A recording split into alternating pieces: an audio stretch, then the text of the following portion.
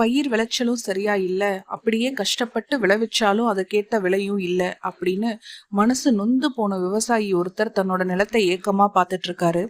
அதை பார்த்து அவரோட பையன் வர்றான். அப்பா, கவலைப்படாதீங்க, இயற்கை விவசாயம் பண்ணோம்னா நம்மளோட நிலத்தை நம்ம காப்பாத்திர முடியும் அப்படின்னு சொல்றான். அதே மாதிரி நம்ம இயற்கை விவசாயத்தின் மூலமா விளைவிக்கிற பொருட்களை நேரடியா மக்கள்கிட்ட கொண்டு போலாம்ப்பா, இடைத்தரகர்கள் இருந்தாதானே நமக்கு விலை கிடைக்காது அப்படின்னு சொல்றான். அது எப்படிப்பா சாத்தியம் அப்படின்னு சொல்லிட்டு அந்த அப்பா கேட்குறாரு. அப்பா, இப்பெல்லாம் ஆன்லைன்ல தான்ப்பா பொருட்கள் வாங்குறாங்க, விற்கிறாங்க.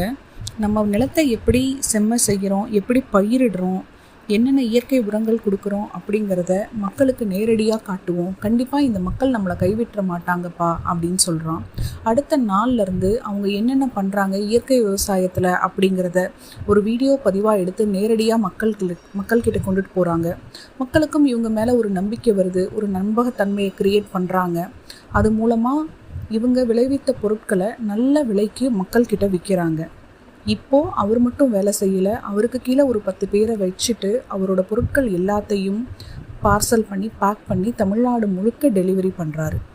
10ஆம் வகுப்பு கூட படிக்காத இயற்கை விவசாயி இன்று தொழில்நுட்பத்தை பயன்படுத்தி மிகப்பெரிய அளவில் சாதிச்சிட்ருக்கிறாரு. ஸோ உங்களாலையும் அது முடியும்.